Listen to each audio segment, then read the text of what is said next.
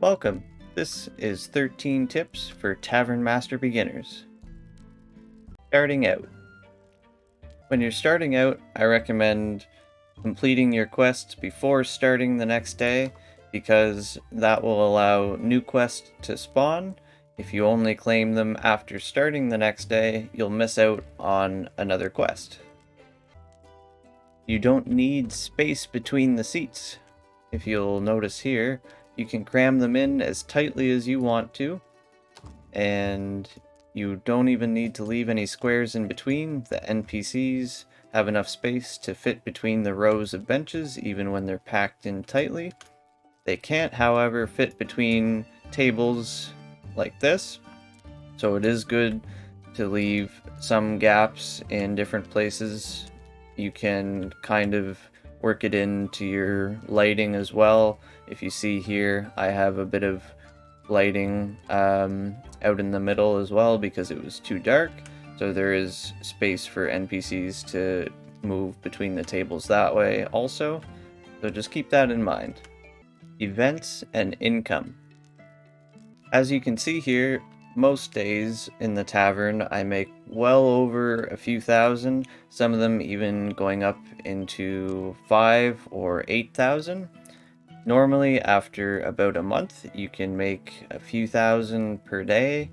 I believe this is 3 months into the game now, where I'm making anywhere between 2 and 8,000. And because Tavern Master is so hands-off and so relaxed, it doesn't take a whole lot of work beyond setting up your tavern itself. I even wrote all of the notes for these tips while I was playing the game. I recommend not using events after you're making a few thousand a day unless they are endgame events. If you take a look here, I have the Battle Victory Celebration, which awards me 2,000, which is around what I'm making per day. But if I go into my events screen and look at some of the earlier events, such as the party, the wine tasting, the work anniversary, or the executioners meetup, you'll notice that the rewards are quite low for them, and they do block the regular customers from being able to come in. So it's not really worth doing unless you specifically need that type of guest, that rarity. Otherwise, it's best to stick to the later game events, like the Victory Celebration and the Pirate Gathering, or even the Royal events, the purple here, if you are able to do those, because the beginning events are just not really worth doing. With that being said, if you need certain rarities for different research items, such as the unlimited bars here, which needs the orange, which I believe is rare, or the gold or royal guests, which allow for some of the later researches, then just pay attention to which event gives you which type. By completing the specific events that you need and focusing on the right colors, that way you'll be able to finish your research tree faster, and you'll be able to get up to the point where you're allowed to have your 3rd and 4th floors, as well as unlimited bars and unlimited kitchens, which will eventually allow you to optimize your tavern exactly the way you want to. Adventurers. The main reason I wasn't able to finish the research for the staircase to the 2nd floor very quickly was because I couldn't get the right ingredients, specifically peas for the victory feast for the gold customers, which means that I had to wait in order to do it. So make sure you pay attention to the customer rarity when you're sending your adventurers on quests for ingredients, so that you know which ingredients to get and plan your events ahead of time. The part that was patched is before, if you had no space for the ingredients in your chests over here, like for example, I have 98 out of 100 ham, which means I don't have space for all 11 of these.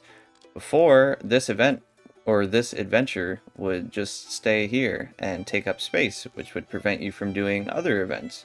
But now they've since patched that and give you the option to claim the maximum amount and to lose the rest, and then make space for another event. Another thing about adventures is that everything scales.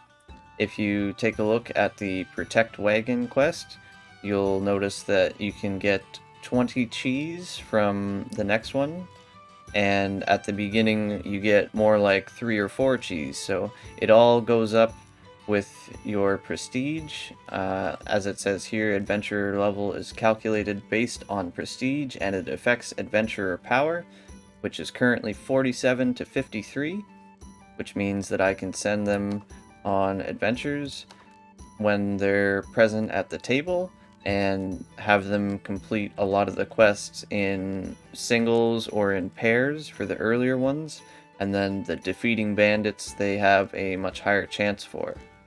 Another thing I recommend is to send adventurers out early in the day. As you can see, I've just started out the next day here, and all of my adventures are available here. So I can go to an adventure and search forest, 98% chance for a 49 power, so I can do that and send him on by himself. But I have had all of my adventures away on missions before, on quests, collecting ingredients, and later in the evening had more show up. I'm not sure if this is intended or if it is a bug that is meant to be patched later on, and I'm not certain that it happens every day, but I have noticed that before I've sent out all of my adventures, and within the same day before starting the next one, I have had new ones show up which I can send on other adventures, so make sure to send them out at the beginning of the day. Next we have research. The first tip for research I wanted to point out is that you can actually cancel research and keep the progress. If you notice here, I'm researching big hotel furniture so that I can improve my room quality. If I cancel it here, I keep all of the progress. I still only need 289 research points and 137 gold staff, and I can go back to kitchen, which is at 56 gold customers now, instead of the original, which I believe was around 200. So you can switch back and forth and kind of set up whatever you want to first and complete the things that you're able to as you're going, as opposed to trying to finish one thing all at once and be stuck on it. You can also use this to your advantage during events. For example, kitchen only needs 56 more gold customers, while big hotel furniture needs 137.